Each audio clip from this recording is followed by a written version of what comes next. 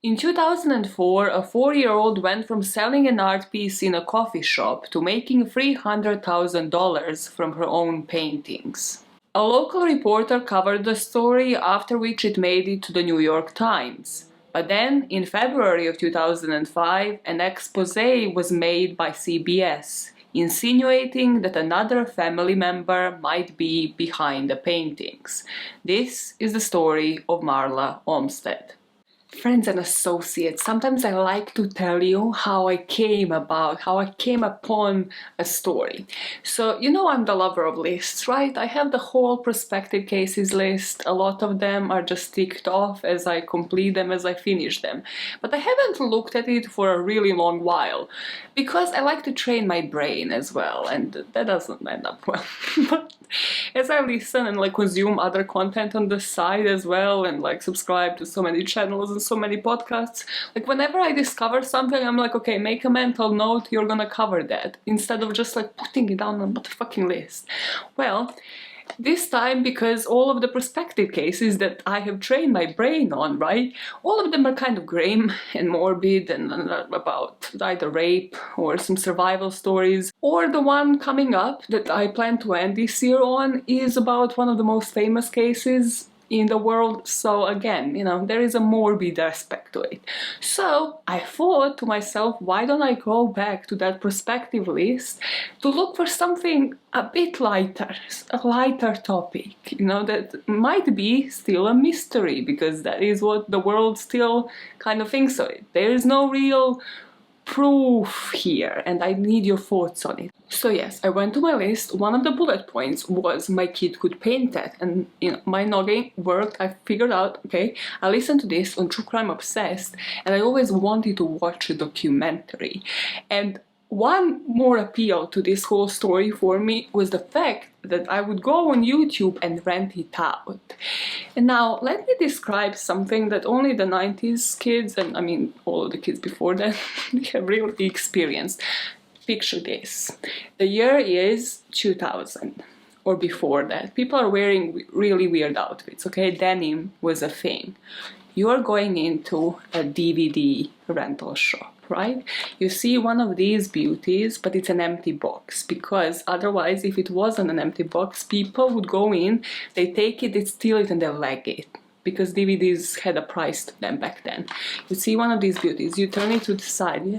You turn it to the back, you'd be like, what is it about? It's the best movie ever, The Airplane.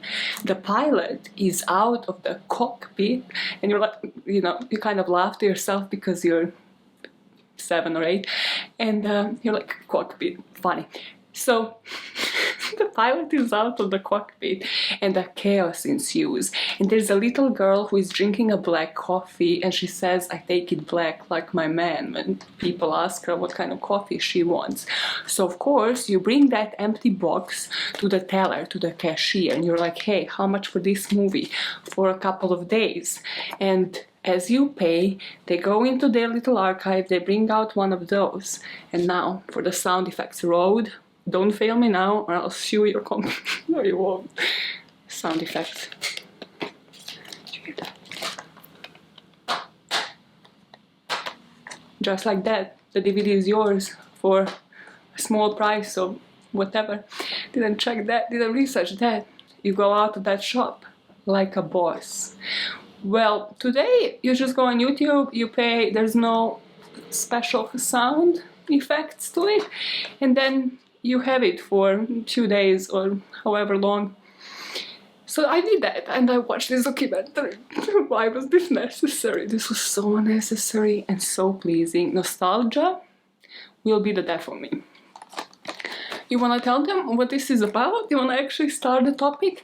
Let us set an intention before we do, because I feel like people go into this, and judging from the comments I've seen online on the articles on this, people are like, why are people still talking about this topic? Why? It isn't even interesting. Like, what are you trying to get out of it? Well, let me tell you. Let's set an intention here, and let's get rid of this DVD because you love it too much. Best movie. Best movie ever. My main objective is to cover all of the grounds for you and me to be able to understand whether or not Marla Olmstead was a prodigy. Now, something that I will be upfront from the very beginning is that her parents never named her Prodigy. Like, it never came from them. It was always the media, the news, the newspapers, everybody that picked this story up. But in order for us to make conclusions, something that I haven't seen done online is somebody kind of like take everything into consideration. That documentary, the information that came out since, different interviews done by the director and the producer of the documentary as well, and just like, different articles and opinions online, and a bit of insight about prodigies themselves. So I haven't seen that done, everybody taking everything into consideration, so I thought, let's do that for us to be able to make an educated decision. As much as I needed a lighter topic, I also wanted to look into this specific niche, because we don't really talk about it as much. And online there is quite a debate on children art prodigies or just like prodigies of any sort when it comes to kids. And people find it suspect, like people aren't so on board. Like there are arguments whether or not kids can actually be prodigies. Even though we kind of know that, a lot of famous musicians, artists, etc. are considered such. But also the aspect and the niche that nobody really looks into is how parents can then use those kids once they discover the talent, whether it is in certain extreme situations as their meal ticket, watch a video on Mama June and Honey Boo Boo for more information, or whether it is in a much subtler sense where they realize, there is a talent, we can profit out of it, and maybe, possibly, we can live our dreams through it. And it doesn't harm anybody, does it? Because that's where the documentary leads you to go. It kind of leaves you off with that, like, could it be? Would it be that another family member is behind this? And what does it really mean? Like, do we really care? Have people been scammed off? And then you kind of get the information, 11 years later, 11 years after that. I think Marla was 15 when she did this last interview. And I think it ties back to that. I think it ties back to 2004 and that whole expose that I'm going to be talking about. And in the end, you can formulate your own opinion. To me, there's always a story that flows better. There's always a story that makes more sense. So I wanted to pass the baton really to you after this story for you to tell me which story makes more sense to you. Maya is the name. True events behind My Kid Could Paint That is the game. It is the topic of the day. And today's story starts in Binghamton, New York, and we're going to start it off in 2002, when Marla was only 2 years old. She was a daughter to Laura, who at the time was a dental hygienist, and Mark, who did art as a hobby. He did paint as a hobby, but his main job was as a night shift manager at Frito-Lay plant, the company that produces crisps. According to her parents, the story really began when Marla was only 2 years old. Her dad, as I mentioned, would paint as a hobby, so he would just, use his own canvases and then put them aside in a basement, as we will learn from the documentary. And when Marla would ask him if she could paint, her dad would give her either a brand new canvas or his old painting in order to paint over it. He would give her some brushes and tell her to go play. Marla would be using anything from her own fingers to brushes to spatulas to ketchup bottles and paint bottles, and then just like squirt the paint out in different circles, making these huge paintings that were usually 6 by 6 foot. The home videos that are in this documentary showcase Marla painting even in a bathtub. Like, it doesn't seem like she drops this brush ever. She's painting the sides of the bath as she's having a bath with her younger brother. Usually the process would be for Marla to wake up and then inside of the dining room as she's eating breakfast, sometimes they would just get her out of her PJs in order for her not to spray like any paint onto her, put her onto the dining table in her diaper and just let her go at it. Now, in order to portray her artistic process, at least that is what I got from the documentary and all of the articles online, that this is what it is. You know, she would wake up, they'd have breakfast, they would get her out of the PJs, she would, start painting when she feels like it. Sometimes she would see her dad paint, then she would, try to assist, but then she would take over. All of that we're going to talk about now is portrayed usually one of the two ways. So if we are to trust the Anthony Brunelli guy who was featured in the documentary, who is the fine arts gallery owner in Binghamton, who will end up displaying some of Marla's work, he said, "I don't think she's aware of what she's doing. I think it comes from within." Or for the people who are more skeptical for different art critics, what you will be seeing as a process that Marla goes through might look kiddie, childish, like a typical child who is going to play, who is then 2, then 4 and 5 years old as the story progresses, just doing what a typical child would do if you give her some paint and some paintbrushes. As Marla would sit down and paint, usually they would put something underneath the canvas, whether it is on the dining room table or the floor, just so it doesn't splatter everywhere. And from the get-go, her dad claimed that he was only her assistant. So during the process of painting, he would be the person handing her the brushes. He wasn't the one to guide her. Rather, it was the other way around. He described this first time that he discovered Marla's interest in painting just before her 2nd birthday as him trying to stop Marla, actually distracting him from his own art. You see, he was actually painting the portrait of his wife, so he just gave Marla a canvas and a bunch of paint as a diversionary tactic so that she can let him in peace finish this portrait, and then from that point on, he discovered that she just went at it with all of the colors. Initially, he said that Marla actually directed him, and then it just started evolving onto the canvas. He joked around saying that he is her assistant, handing her the brushes, and that she doesn't appreciate that most artists have to wait longer to have those assistants. When Marla decides that she is finished, she would give a painting an abstract name like dinosaur or mosquito bite, something that would remind her of bedtime monsters. Marla, I hear you name. Do your paintings have names? Did you name them? Paint things? Name your paintings? Some of them, like I heard one's called Dinosaur. Yeah. These are paintings that were just recently done. These are. Yeah, these are all very recent. And when you talk to Marla about her what she's doing, what does she express to you, and what do you think is going on here? There's not that much discussion on what she's actually doing. She's 4, for goodness sake. She's 4. She actually gets into just the colors and the movement of the paint. She just has a good time. But here's the thing. I'm going to go back over here and show people. I mean, what you have is not only you have an underlayer, big wide swaths of color, but then she's doing a lot of stuff on top of these swirls, Right. and there's a kind of Jackson Pollock-esque kind of thing going on here. I mean, I'm not sure what critics will say about that, but from my simpleton point of view, it seems as though there's a kind of multi-layering and thickness that's unusual. You might notice that we use a heck of a lot of paint, and she just goes at it. She puts half a tube on at a time. Yeah, really? Yeah. So you give her the entire tube, but She squeezes the tube, or she uses condiment bottles, which we put paint in now. And how long does it take her to do one of these paintings?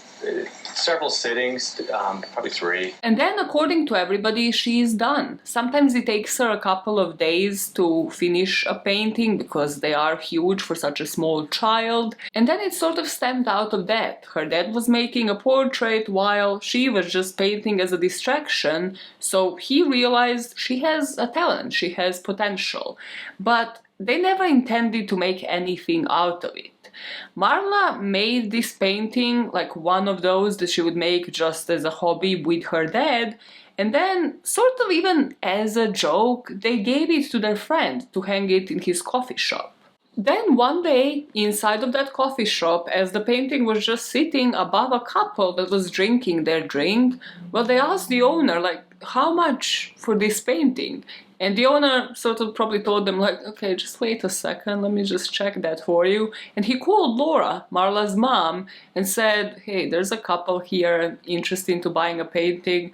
And Marla's mom thought it was a joke, so she said like, $250, like, yeah, just ask them for that.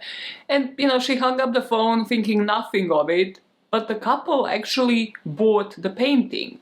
So Laura thought it was a fluke, it's just gonna pass, like, yeah, a couple bought the painting for $250, let's not make much of it. So she started saving copies of the checks for Marla's scrapbook, thinking it's going to end like that and we're gonna be thrilled. We're just gonna have a great story to tell our family later of how Marla actually painted this in her diaper when she was 2 years old, and the painting sold for $250. And people keep calling and they want prices on this artwork, and we were stunned, and we put prices on and they just started selling. You thought that by saying $250 for a painting, people would go, okay, never mind. We priced it at $250. We didn't want to sell it. And people didn't know that Marla was, I mean, people were interested even before Correct. knowing how old Marla is.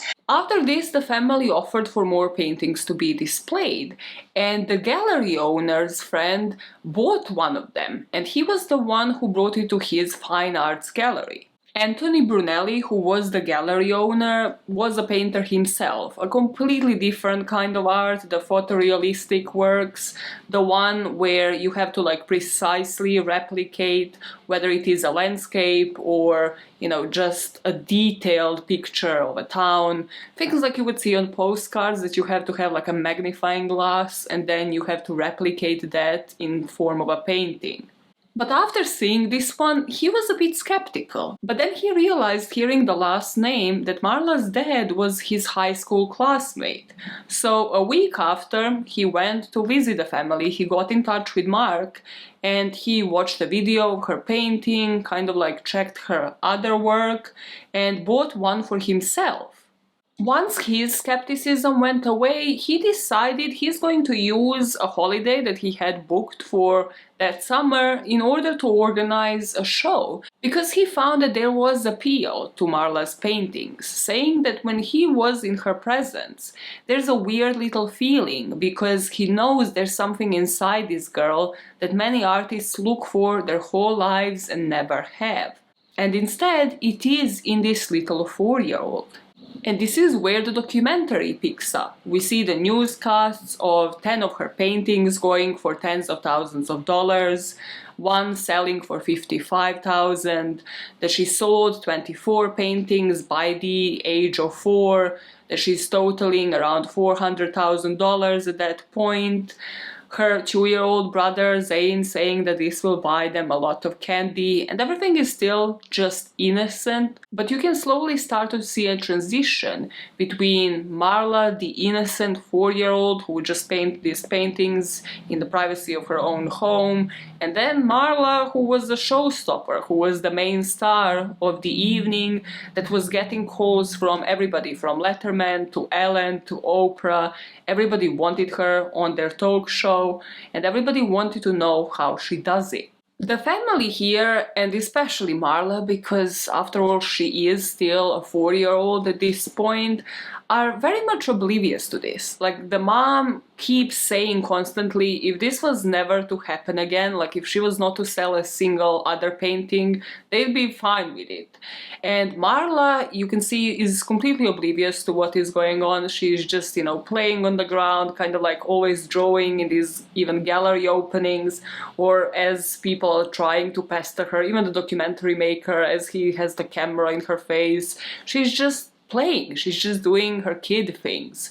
And the mom says, well, she doesn't really want to talk to 40-year-olds, she just wants to play as a typical child would. But that is all going to change, because Tony wanted some publicity for this gallery opening night. He wanted it for his own gallery, he wanted it for everybody that is a consumer that was to buy that art, and he wanted to share this appeal. He thought that Marla did have something special. So he rang up this columnist for Press and Sun Bulletin called Elizabeth Cohen. And she said, why are you calling me? Like, I am not an art reporter. Like, this isn't really a story for myself. But he said it's a story about a family, rather take it from an angle of a human interest story. And then the documentary loops us in on day-to-day life of this family. We see the parents work the opposite shifts. So Laura is the dental hygienist, does her shift during the day, and then Mark is the night shift manager. So they have a very limited time on the days that they are working, that they are spending together, which comes into play now with Marla when they have to make a decision, because they have to rely on one another and those few hours that they have to communicate on for both of them to make the best decision for Marla. From this documentary, you can really see that Laura is trying to emphasize how Marla's well-being will always be the priority. And that, it doesn't matter like if she sells one painting, if she sells no other paintings ever, like this is something that she enjoys doing. And she never sees her child as, all of these newscasters, like all of these journalists do see and portray her. Her dad has a bit of an optimistic side to all of that, and I presume that is also because he's a painter himself. Some of you might say that is because he might be living his dreams through his kid, and because he was the one that was behind all of these paintings, so of course he would love and enjoy that fame. I'm just trying to be as not biased as humanly possible in this story. But he would say that he loves it, he likes the spotlight, but as long as everything remains possible, the sky is the limit. But that particular optimism is going to become more and more difficult as the time goes along, because after Elizabeth Cohen wrote a story on Marla, New York Times picked it up. At the time that this chief art critic Michael Kimmelman picked this story up for the New York Times, Marla's paintings were already selling for thousands of dollars. And all of that money was going into her trust fund. So even from what you will see in this documentary, it's not like they suddenly started buying these flashy things, have changed their lifestyle, have, bought a house, which technically they could have, probably mortgage-wise, but technically, they could have upgraded their lifestyle, but this isn't what they have done. So Michael picks this story up for the New York Times, and he takes it more from a perspective of discussing issues surrounding whether or not modern art is real. Because art isn't about truth if a 4-year-old can do it. We see them display the process of different abstract artists just doing their work, such as Paul Pollock, who is one of the most famous ones, who is just, sort of splashing and sprinkling paint onto canvases, and the paintings would go for hundreds of thousands of dollars, sometimes even millions. We see this auction with a painting, abstract painting, similar to Marla's, going for $20 million. And people think that you gotta be crazy to pay millions for something like that. Beyond people finding it crazy, a lot of them, including some of the art critics, find it insulting. Because if a chimp can do it, if any animal that can hold a brush, if the primates can do it, then is it really art? Because in the opinions of so many critics, art needs to have an obligation to explain itself to you. But in these cases, it just doesn't. You don't know what was going on through this person's head as they were making this painting. The same painting doesn't relay the same story to each person, each person sees something different. So why should it go for that amount of money? And that's exactly the point. That money is the ultimate distorting thing in these stories.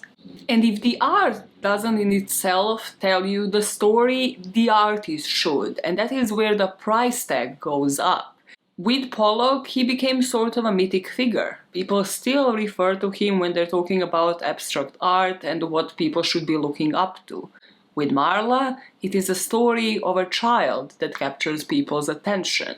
Right before the gallery opening, where Brunelli was to display Marla's art, this director, who was kind of like an amateur director and a producer at the time, but since then he made other movies and documentaries, Amir Bar-Lev, got interested and he actually reached out to the family himself.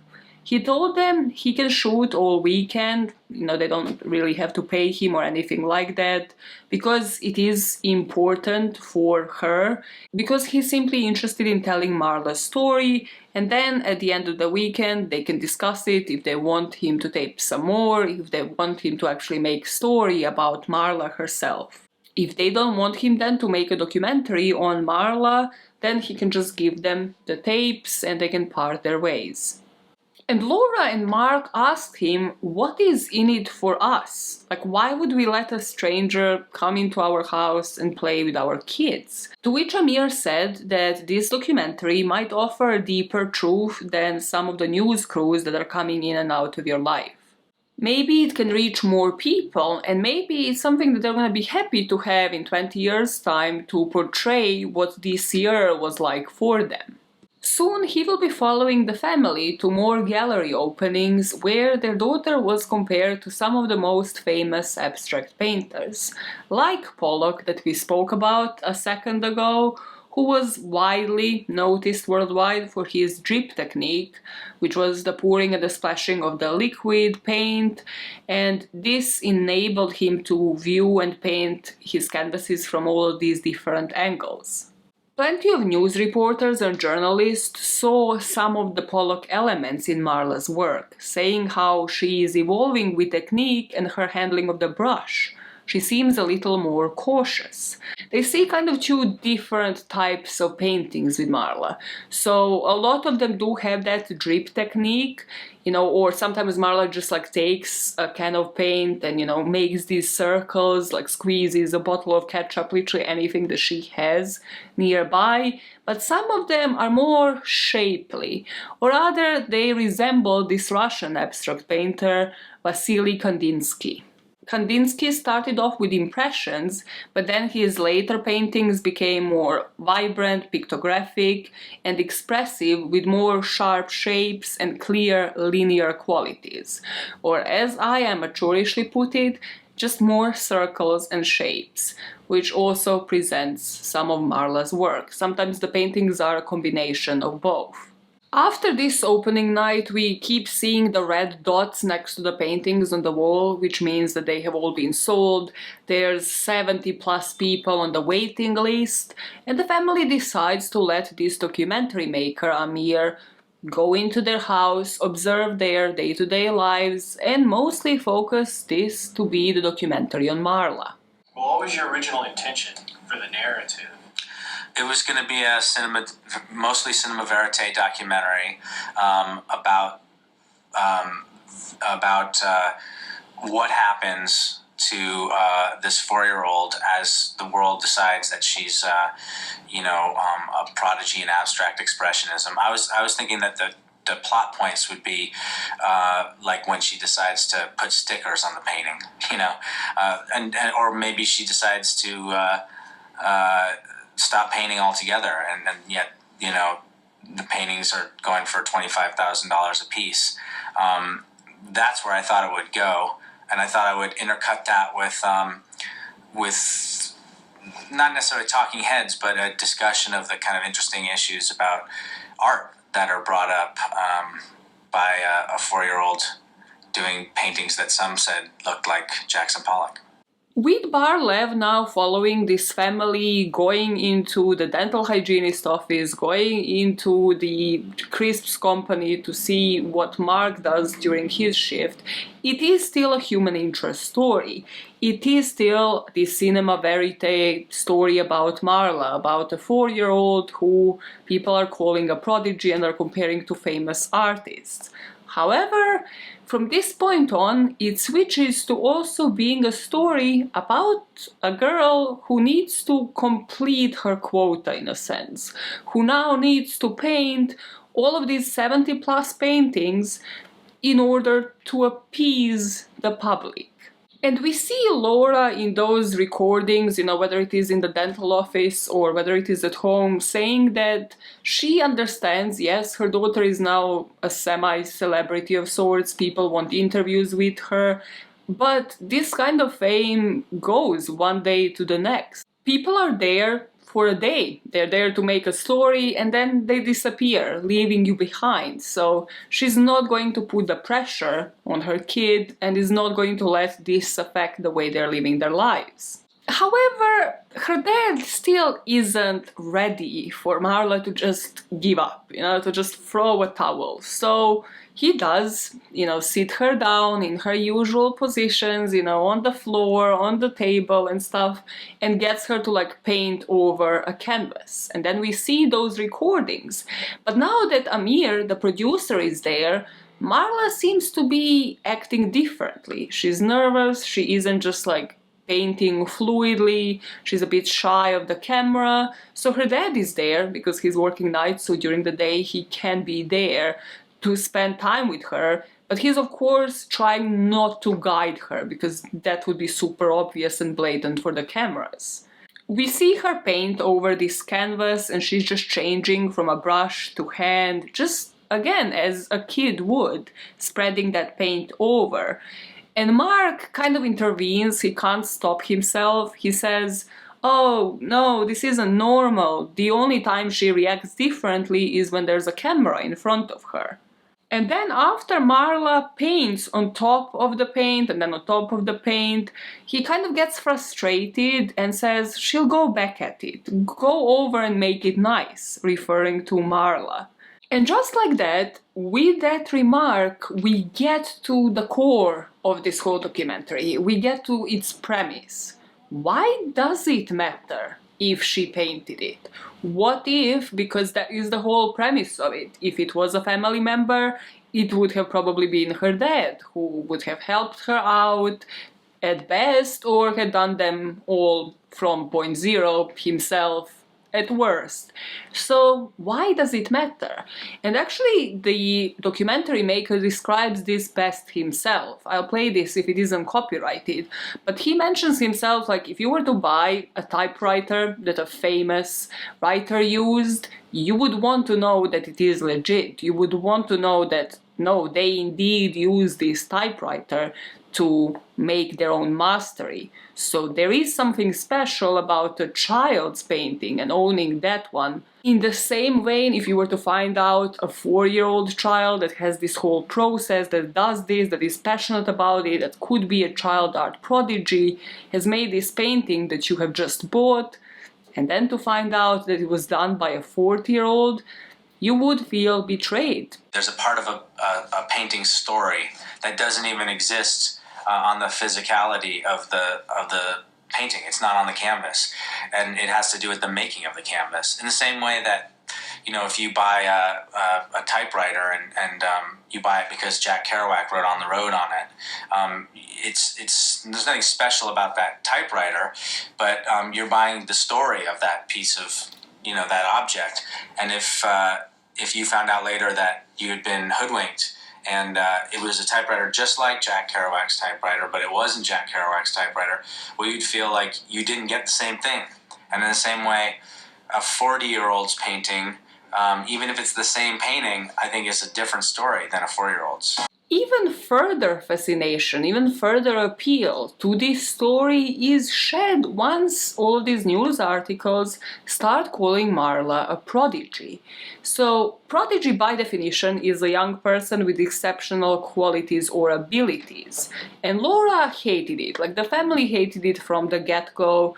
Laura even said there is a fine line between a prodigy and a freak. But there is an added appeal to it, just like with the typewriter reference, just like you wanting a painting that was done by a 4-year-old. There's an added appeal when a child is masquerading themselves as an adult.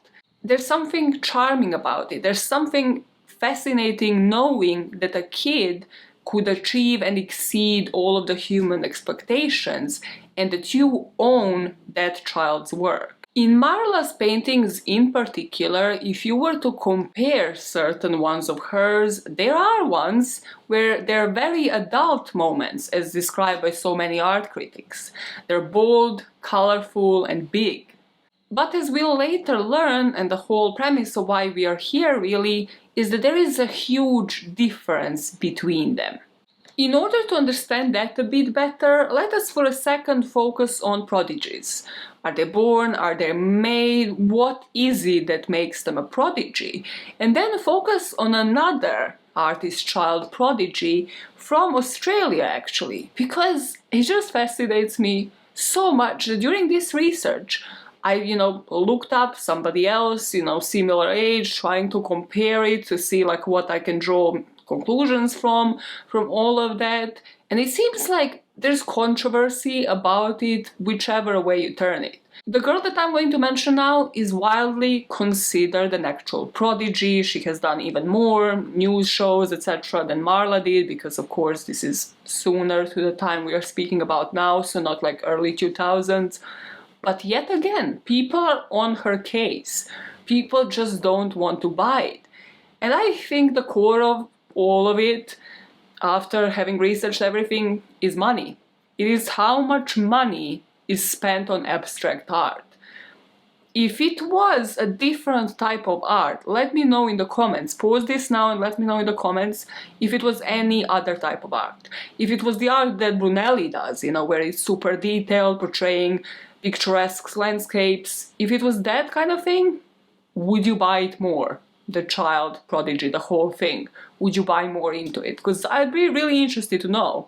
Or do we just think like that this is a talentless kind of art, that anybody can do it? I know I couldn't, regardless. So that's why I kind of am biased, trying to give all of the sides to the story. So child prodigies. According to different articles, what truly makes one, it isn't their IQ, their age, their gender, even the training. It is zoning in on the details instead of just first sketching in these overall shapes. And whichever industry niche that a prodigy is belonging to, they would have an innate talent, propelled by a rage to master. This is a passion that is so intense that a prodigy, a child, would feel compelled to draw or paint whenever possible. With the Australian painter who is now 14 years old, Aelita Andre, but at the time when she was discovered, she was only 9 months old. So in 2008, she was similarly to Marla just drawn to start painting. Her parents said that they were horrified because they thought, what if she just puts the brush into her mouth, right? Like there's some toxic materials in those paints. She shouldn't really be doing that. But with her, a lot more people agree about that prodigy aspect of it all because she started that young. And because she does have that rage to master, that passion, without anybody else coaching her, without anybody else being there to push her to do it herself. The controversy with Aelita, though, is because she makes a lot of money out of it. She is worth, according to Google, $1.5 million. The show included 24 paintings, all of which reportedly sold between $4,000 and $10,000. Okay. One of the canvases garnered over $12,000. Gallery Materials described Alita's work as complex yet accessible, sophisticated yet unguided. Come on! And mentioned, come on, art world, come on! Mentioned that her first show sold out in 7 days. The family says that Alita's highest sale to date has been a 60 by 153-inch acrylic painting titled Birch Forest in Space to an independent collector for $50,000. What are we doing with our lives? Look, I'll even go as far as saying, hey, you want to pay $50,000? Have at it, Hoss. That's your choice. That's, and it's a free country, right? And I'll say for the 8th time, I really like the paintings. They seem lovely. They kind of brighten my day, right? But if you think it means something, then you're full of shit. Okay, it's a 7-year-old. She's throwing that on there, and she's doing a great job at it, and I want to give her a hug, but I don't want to give her $50,000 because it doesn't mean a damn thing. But also, if people, these private investors, are willing to put $50,000 toward a painting like that, let them make that decision, right? Like, I mean, if you have money are separated very easily. Right. So can we please tax the wealthy? Right. And this is impressive for Marla when she was 4 years old, for Aelita when she was 7 years old, when CBS honed in on the story. But it becomes less of a novelty as the child ages. So it is impressive, and there is a price tag, a huge price tag to it when they're young, but then it decreases slowly as they age. You deal in this business. Yes. Do you expect the price to climb for what she's producing? At this age, it's interesting. She definitely, at 5. As she gets older, you don't know. It becomes less of a novelty the older she gets, so the painting has to get better. Yes. Okay. And even according to Picasso himself, there are no child prodigies in painting, because the genius is in the childhood. Picasso once said there are no child prodigies in painting. There may be in music, but not in painting. You believe that? Yes, 100%. Why is that? Because Picasso had a vision. He knew. You've seen his work, detailed, but also was crazy too. Right. He did all kinds of crazy. But why is that though? Why can you not achieve that level at a young age? You just need to have the practice over years, if not decades. Well, you definitely need the practice, but I think it's all in your mind. So the way I portray this is that the controversy is connected to money, because either, as Picasso said, the genius is in the childhood, going back to that typewriter analogy, you are buying it because a 4-year-old made it. Or it is because the price tag is so high before that novelty wears off. And that's why, so many parents, when they try to portray this, kind of like with Aelita, it is even younger and younger. It's like, 9-month-old baby in diapers was painting, and everybody is just like, well, what do we call that if not a prodigy? So they're kind of like going younger and younger. I don't know how much younger you can really do it, but hey, we gotta believe it. And here is where all of the controversies really lie, because everything, when they are that young, has to come from the parents, whether it is supplying them with brushes, with paints, with ketchup bottles, with canvas, with easels. All of those things have to come from somewhere.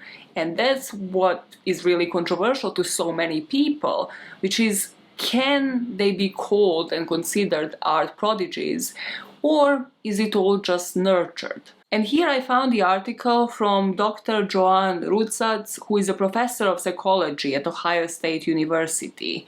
And according to her, you can't mold a child prodigy. So there's that nature component, that rage to master that we spoke of, meaning that it's a biological difference that kicks in with these kids. They become obsessed with their work and they want to engage in their art or play the piano, whichever it is, even though they're just the ordinary kids. Putting this into the perspective of the documentary on Marla, we see her constantly playing around with her little brother, with the toys, and then we see the perspectives of other people. This art school owner called Jackie Westcott that was interviewed for the documentary, Marla's dad asked her to, help teach his daughter, but she said no. She said, why touch something so poor? She doesn't want to intervene and change her artistic approach. And then we see people commenting on one of Marla's paintings. This one is called Bottom Feeder, and this is where people lose me, because they see a door frame in the top left corner of this. So apparently, according to the art connoisseurs, there's one person here that is looking in and the other one is looking out. Above the door frame, there's a clear baby's face, like a sonogram. And then they zoom into little Marla, who is like, there's no door on this painting. It's just what people see. So some people will see something spiritual and others will just see this innocent creation, just Marla painting over with a ton of paint. But this, to me, the way that they have described Bottom Feeder especially, and also whenever I would come up on a YouTube video of Marla painting, like one of those old ones that somebody just reposted, well, all of the comments from people that clearly haven't seen the documentary are just about, oh, it's so nice, just posting of a random 4-year-old making a painting. So I guess when it comes to the innocence, the people, just as the documentary makes us believe, are so focused and love this kind of art so much because the whole point of the modern art is to alienate the consumer. We see all of the fuck you neon signs, people just making derogatory art with like middle fingers everywhere, and then you see something so innocent that came from a 4-year-old, and you desperately want to believe that it came from a 4-year-old. At this point, Marla's website is created. It is still up, but I don't see the dates, so I don't really know when the last painting was featured there.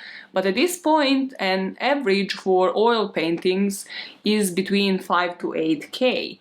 And we learned from Anthony Brunelli that out of the 10 pieces that were to go up in the new exhibition, 6 were immediately sold out, like even before the opening night, and the remaining 4 were going between 8 to 10,000. By this point, Marla accumulated $300,000, and everything was put towards a college fund.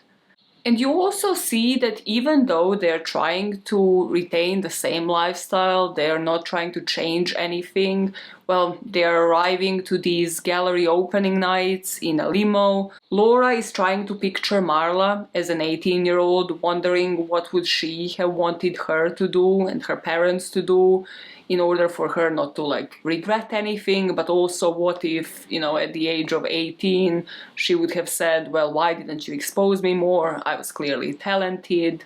And we have Mark, who is fully enjoying that kind of spotlight that they're getting, and Laura on the side. And eventually, she and her inner voice got outsung.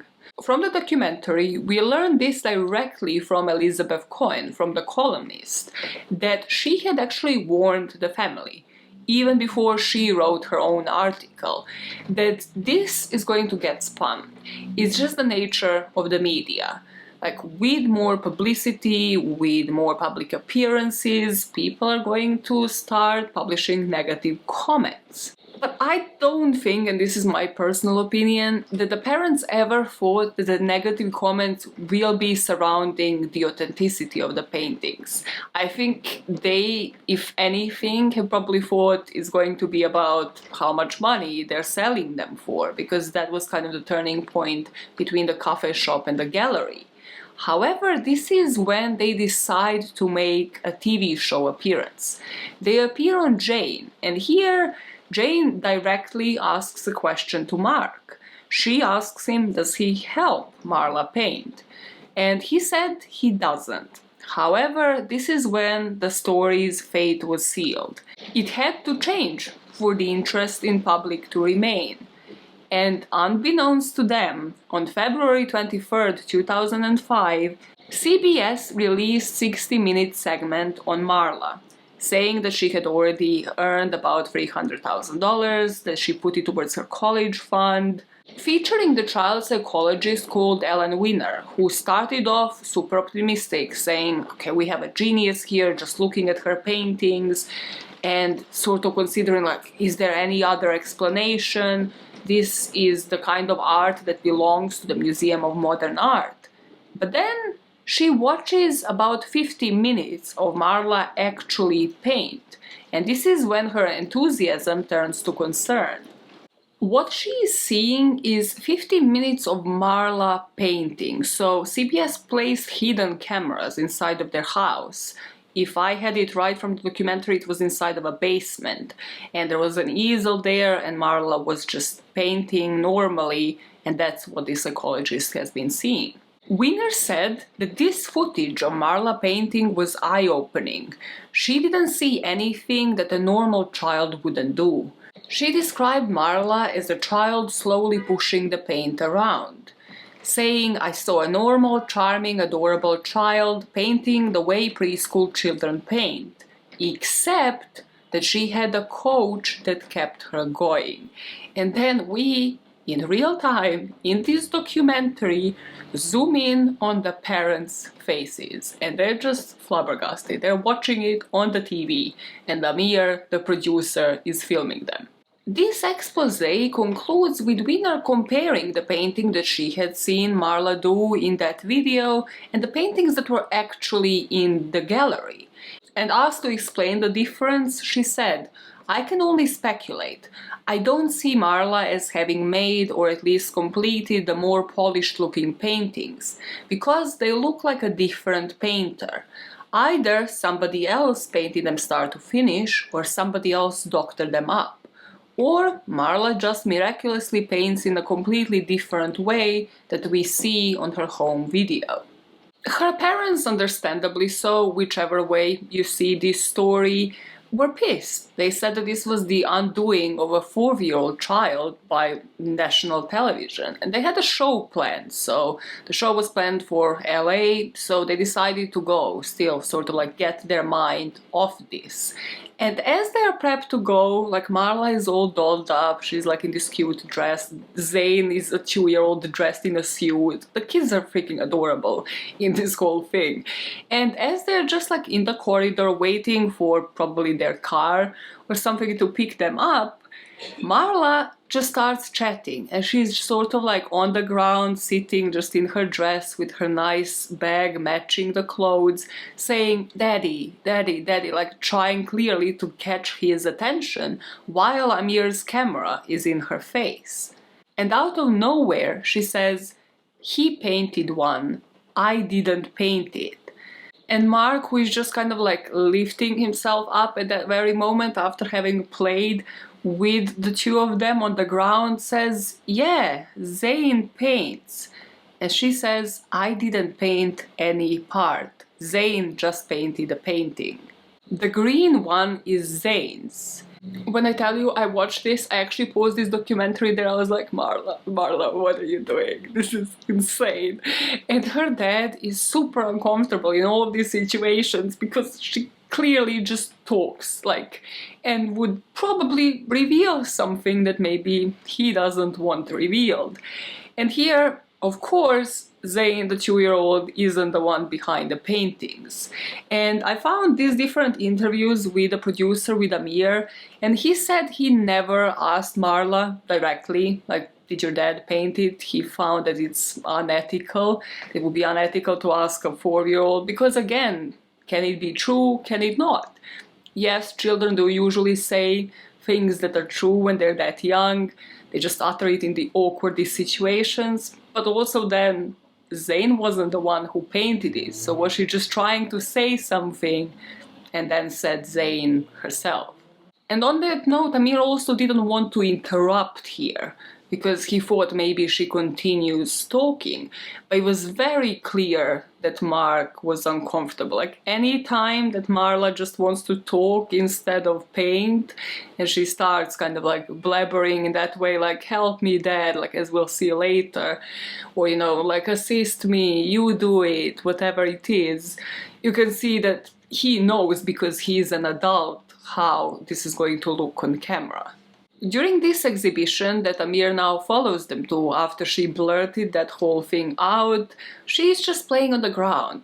Like, she is just still acting as a child, like playing with her brother. She doesn't have any interest in like explaining her art to others or just walking them around to see her paintings. And Mark here gives a statement how he wasn't the one behind the paintings, how he did urge her and kind of guide her in one of the videos, as they could see, the one that I mentioned before, where he said like, "Oh, you'll do it better," and how he felt horrible about it later. But this wouldn't cut it. This wouldn't be enough for people to be satisfied, because they have seen the whole 60 minutes, they have heard somebody who was an expert, you know, child psychologist in the area, quite literally tell them, "Your child has no talent." A bunch of collectors got in touch with Anthony, the gallery owner, saying that they need to be reassured. Anthony then goes to the parents saying, "Well, my reputation here is on the line, so they have to do their own recording, start to finish. How does Marla paint? And then, you know, that can be matched up to all of her other paintings. The plan here is for Marla to get up, to have her routine of just having breakfast in her PJs, after which, once she is ready, they're going to just take the PJs off of her, you know, so that she just paints and doesn't get it on her. But here we see that, you know, Marla did get up, she's just looking through the window, then she eats her breakfast, then she plays with her brother and the parents. There's no inclination that she's, you know, ready to start painting. There's not that rage to master, like that drive of her, you know, getting up, being like, today I'm gonna paint, I'm gonna jump right on it. And another thing we see is the mom going into the basement. She points towards where the hidden cameras were placed by the CBS, and she probably goes to like grab the easel from what I reckoned. But also she says, oh yeah, in the corner there, these are some of Mark's paintings. And we see only a couple, like one of them does look like abstract art, a really small one, and the other ones are portraits.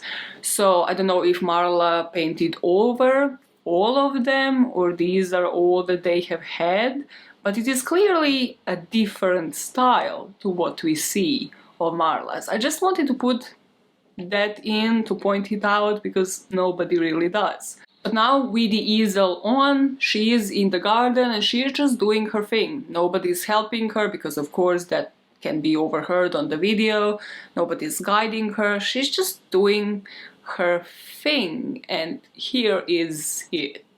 I don't know about you, but I also did the sun in the corner thing, and then I think there's a handprint there, there's some letters. It is smudgy, it is kitty, it does look abstract, but also it isn't completely filled out. That is the first thing that stands out to me, except from like the sun and how different it looks.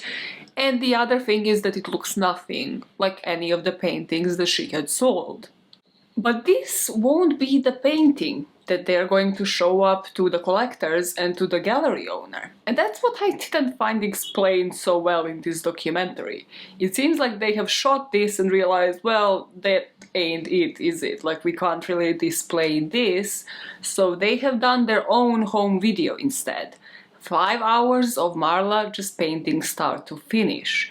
But this particular painting that you have just seen her do is the one that put the seed of doubt in the producer's head and into the head of so many viewers that have seen this documentary. Right after this, we see him in a car going home after he has recorded this, saying that he might need to face 2 of the nicest people. He might need to face them about them lying, and if they are lying about who is painting everything, they have lied well so far. And here, as we learned in the end, and also as he kept repeating throughout all of this, he stayed because this was meant to be a documentary about Marla, about her life. It never was supposed to come with an agenda, come with an angle. So we see Marla do 5 hours of a painting that will be named The Ocean. We see Mark recording this one on a camcorder in order for them to send it to collectors who wanted the footage to send to competitors, for them to counteract 60 Minutes and CBS, and of course because they lost the money because of the inaccurate reporting, because we find out a painting of Marla's hasn't been sold since 60 Minutes was released. We see the footage of Marla painting this one. There is the sun again, and you kind of think like, okay, where is this one going? But here she does look more focused. She's painting both with brushes, with fingers, and everybody is watching it inside of the living room, the final product. So you see the gallery owner and then one of the collectors as well watch it. After they finish watching it, you literally see their reactions as they come. And the gallery owner, Tony, says that the conclusion here is that nobody else but Marla could have done these paintings. Something that I would like to have seen myself as a literalist Linda, and I have to point it out. From what I gathered, Mark was the one to record Ocean, right? And we know that the painting before was recorded by Amir, the producer and the director. So this was kind of recorded by Mark, and then Amir was just there. What I would like to know is how much of it Amir was there for.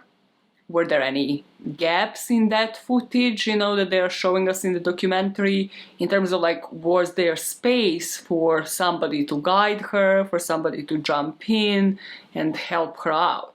With Ocean in hand, Tony brings it to the gallery, and here two people, I don't really know who these people were, but let's just say they're enthusiasts, potential consumers. They're looking to buy art, right? And we see them observe other paintings on the walls, other paintings of Marla's. They conclude themselves that the paintings they're seeing, Mosquito Bite and Blue Sun, look more controlled. And then Tony kind of points them towards Ocean that still hasn't been hung, so it's on the floor. And they're looking at it like, this isn't done by the same person. One of them says, you know, the circle, and kind of like the two other circles, it looks like Mickey Mouse. It looks like it is the start of a Disney cartoon portrayal. And then there are little splatterings, like different free, I think, blue dots that are literally her just squeezing the paint in circles. Again, it doesn't match up the others. Here, because of the DVD aspect, the gallery owner says that it is even more special. It's going to have even more of a value, because then you can have the DVD attached to it. And we see them during the gallery opening to represent Ocean, showcase on like a small TV in the corner, her actually doing it, her actually creating that painting. So everybody's happy, the gallery owner is happy, the competitors are satisfied, they have all watched it, and they're fine with what they see. The parents think, finally, she has been cleared, you know, the undoing is going to stop, they have something to contradict that expose. So why is the producer still there? And why are we still having that hanging feeling of, are we really satisfied with this as a proof? And when Tony asks Amir, the producer, well, what are you still looking out of it? Like, what is the angle that you're still going after? And Amir said, I want her to paint when I am there. Like, she doesn't seem to be nervous on camera when her dad is behind it, so why is she so strained when somebody else is? And then, I'm not sure if he told them, the family, that he is about to do this, but yet again, just like in normal circumstances, he's still filming Marla's life, so there's nothing really suspicious about it. And this time they're in the kitchen, Marla is just sitting on the floor doing her thing, and Mark is kind of hovering over her. He's kind of like leaning on one of the chest of drawers in the kitchen. And here, after some time, just like in that painting that she did in the garden, Marla decides that she's done. She's 4-5 here, so she says, all right, just help me, dude. Or tell me to be done or help. She continues, I'm only going to do one of those things, be done or be helped, so you have to tell me what to do right now. After saying that, she decides she's done with the painting, she just finishes it, and Mark, of course, because again, he's an adult and he knows how this is going to look on camera, is trying to find an excuse. Every single shot where Mark was in, I was just so uncomfortable watching it, and I think that related to so many people who have seen this documentary. According to him, she gets a sense of what's going on, meaning that somebody else is behind the camera, and then she acts out saying, you do it, you make a face.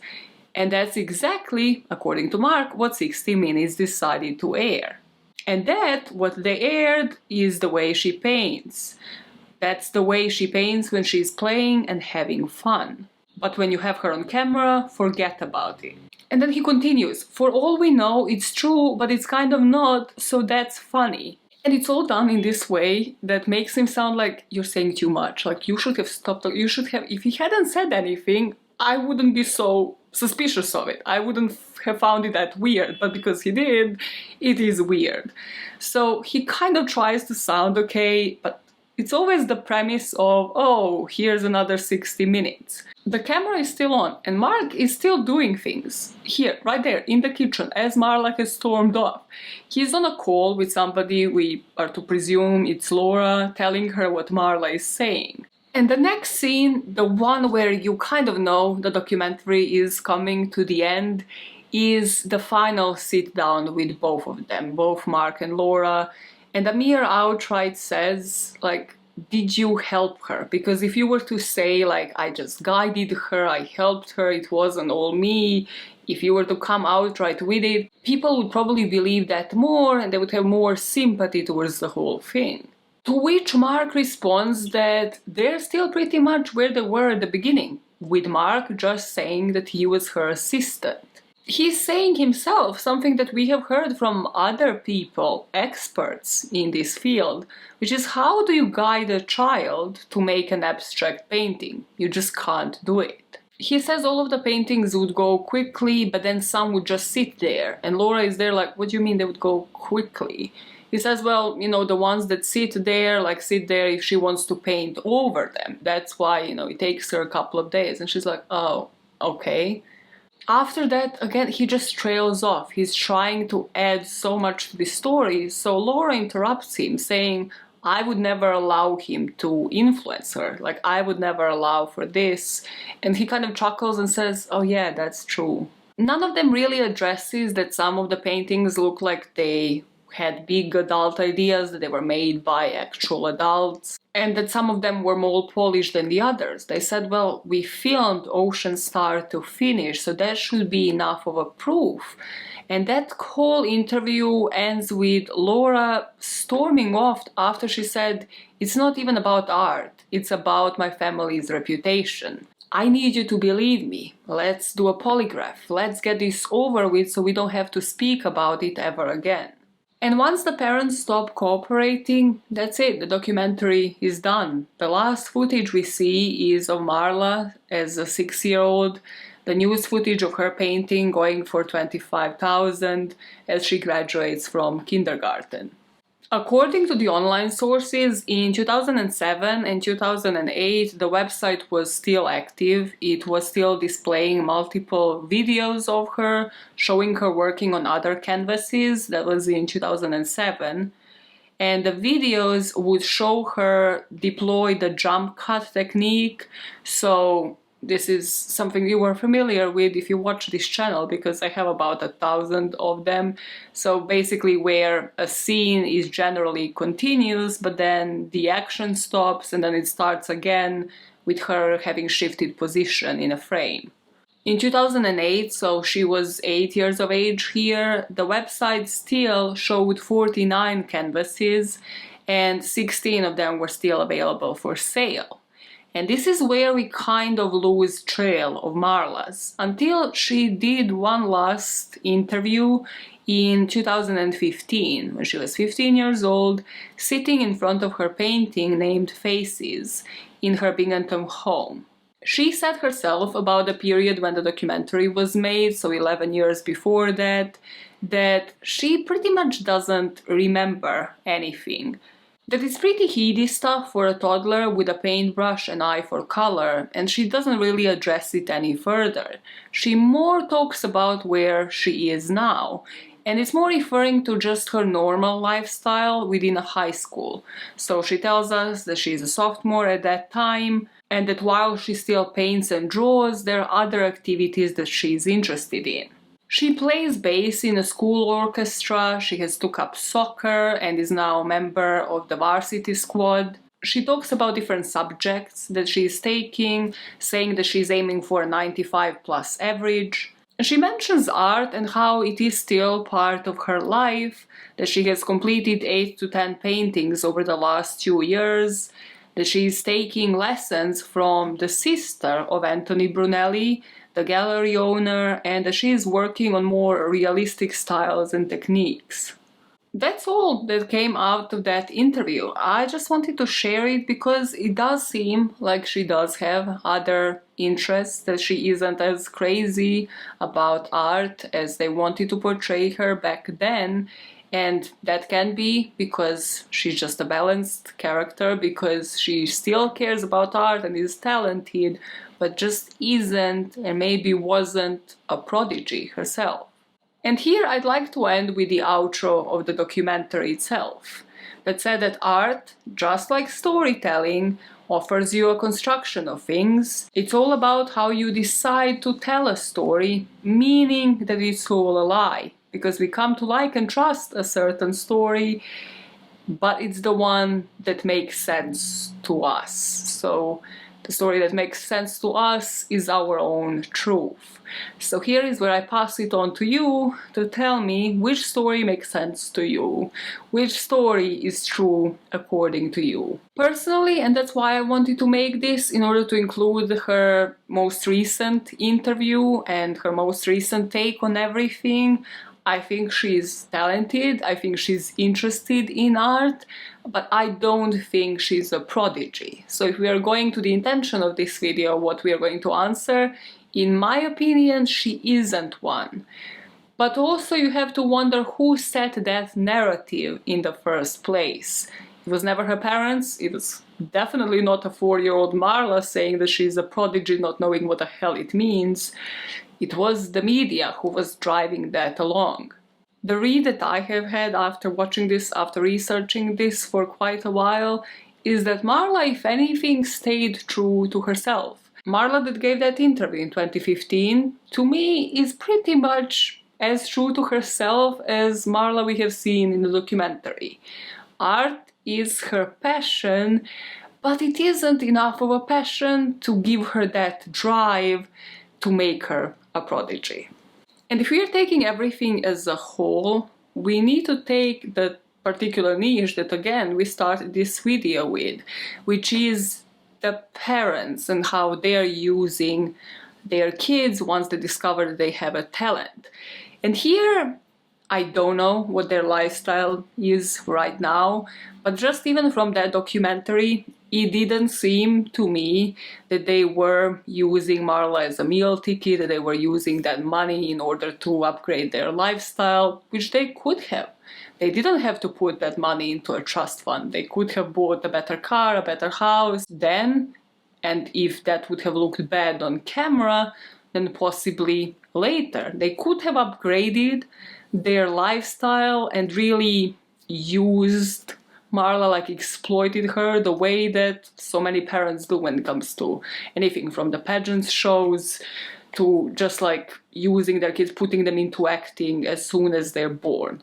That being said, I don't think that they ever thought this was going to blow up. I don't think that they ever thought this was going to reach like international sales collectors, news outlets at all.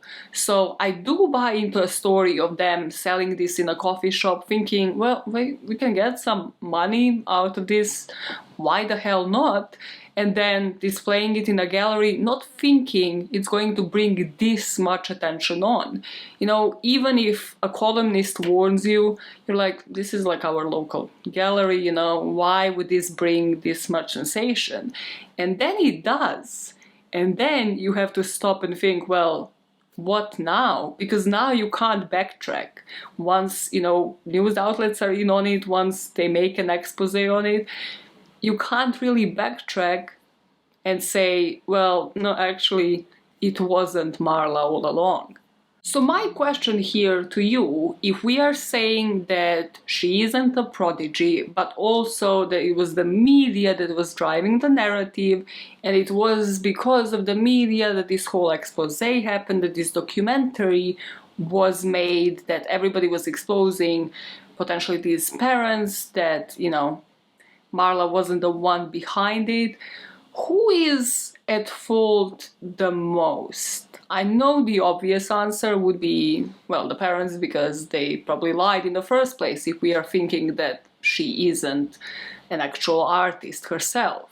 But does some fault fall onto the reporters, onto people that technically did assign her a wrong term, that technically told the world that she is something that she isn't, or that they have done it before actually confirming it first? And I think if anything, this video does give us some great insight into just child prodigies in general. As I've mentioned, like with Alita, with like all of these different prodigies, it kind of seems like it has to start earlier and earlier, because now saying that your kid is a 4-year prodigy in an area, well, doesn't cut it anymore. You know, there are younger and younger ones. And that, in my opinion, kind of offers this whole niche that we don't see of people, mostly parents, then scamming. Using their children as meal tickets in an area that we might not even pay attention to. Because it's obvious with Natalie Wood would be one of the most obvious examples, where her mom literally used her, pushed her into acting since she was freaking born, has quite blatantly used her as her own meal ticket. But you know, with certain areas, like art, it isn't that obvious. Like, these people aren't as exposed. And let's say then you have that type of extortionist parent that is in a position to buy all of the expensive art goods, to get their kids to just do some abstract paint, maybe show them that video of Pollock just like throwing paint in that drip technique, and then use them. Get people to display their art, get collectors to purchase it, get it onto auctions to sell for thousands and thousands of dollars. To you and me, who consume other true crime content, that know that there are much worse crimes than this, it might not matter. But to people that spent all of that money believing that they have in their house art that is made by a 4-year-old, it probably does. But as I try to outline throughout this video, there is a whole different camp here, who hasn't seen this documentary, who understands that a value of an art is going to drop as the child increases in age. It's just what it is. And who don't see anything wrong here, who see her as a child prodigy, and then as she's growing up, well, of course, her interest is going to drop, she's not going to be in such a demand, hence she's going to make less paintings. So my question to you is, which story is the one you believe in more? And what was it that convinced you, that gripped you? Was it something that you have seen in the documentary? Was it something that you have heard today about the prodigies, about the psychology of all of it? Which one was most convincing for you? I feel like in this story, there's a lot of things where you see it and you're kind of like, yeah, this made sense, and then it didn't. And that's what I tell you so many times in this story. It's kind of the story that flows the best, that is usually true. So tell me in the comments which one it is for you. And, you know, don't forget to like and subscribe if you like this type of content. And I'm gonna exit this video because the battery is going to lose it on me. It's going to drop me in about possibly a couple of seconds. Maybe. Is it gonna be saved? Oh god, such a risk taker. No, it has my adrenaline going. No, it fucking does. How sad is your life if this is what has your adrenaline going? Just like the blinking red light, like, hurry up, bitch. Yeah, you're clearly respecting that. Okay, bye guys. I shall be seeing you hopefully later this week. However, as you can see, my voice is a bit... I'm old. That is the conclusion of it. This blinking light has my adrenaline rushing and my voice disappears twice a week. It's great. Love it. Love it. Bye. Come on light, drop it. No, don't do it. Mic check, better known as welcome to the Outtakes. So as I was scrolling TikTok the other day, I went into a doom scroll past week, which tells you a lot about my mental fucking state. If, you know, I feel like if you spend a day doom scrolling, that kind of does mean that wasn't the best day ever, does it? So as I was doom scrolling through like TikTok, I watched everything. All of the sounds were there, everything has been scrolled through. And there was this one person was saying like the things that people do that can kind of make you being considered as a psychopath. They're completely legal, they're completely normal, but you will look like a psycho. Like pouring a glass of water in your freaking tap and then going out on the street with that glass. Or people have put in the comments, like one of the most liked comments was going on the toilet with food. And now, I know you're gonna be like, Maya, I swear to God, if you say you go on the shitter and you bring food, immediate unsubscribe. No. But it reminded me, as I was researching this case, of this iconic picture of me as a child, where I was on the potty and like I was also eating out like a full flexed meal. Me and the shitter have a special kind of relationship, okay? I do spend a lot of time there. I consider it my throne. You will not abdicate me. I will not get off my throne. But also, yes, as a grown-up, I don't eat like full-on dishes there. Like if I have a few bites in my mouth, it's not like I'm gonna stop. Okay. If I have a few bites in my mouth, it's not like I'm going to stop and then like wait for me to chew that food and then go into the toilet. Like that needs to be some sort of balance, yeah? Some sort of balance. Like it's not like I'm gonna go there with a plate of food, but also, you know, if I'm just finishing off something and I need to use the toilet, I need to piss, well, I have to go in, right? It's not like I'm gonna wait to stop chewing. Meet me halfway. Why did you start this topic? Why is this your mic check? What is going on? So every Sunday, because that's my day off, I scroll through Twitter to try to look for like true crime books or just like people looking for true crime channel recommendations and, you know, kind of like it, maybe interact with it, get somebody to come on board. And as I was doing that, there was this whole like tweet which was kind of trending in a way about how weird it is that YouTube girls, under which, well, I'm a small creator, but I guess I belong under the niche, are posing in these thumbnails with like victims or perpetrators. And I was just looking at it and thinking like, it is weird. Like, who started it off first? Like, how did it come along that it started being that popular? I don't know. Because when I first started creating content, like, I wasn't paying attention to the thumbnails and stuff at all. And then, of course, when you see how people do it, it's kind of a norm, then you start doing it yourself, and it's just so fucking strange. Every time I create a thumbnail, I'm like, that was strange. That felt weird. Whatever I put behind me in that thumbnail or like next to me, I'm like, I like it. I understand the purpose of it. I need to call your attention to content, but still it's fucking weird. Well, we have to make a break because it's kind of hailing outside. I don't know what the fuck is going on, but I'm not sure. You have heard anything I have said in the past 5 minutes.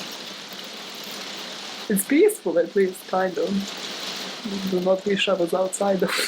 Well, they can't hear you, right? They cannot hear you.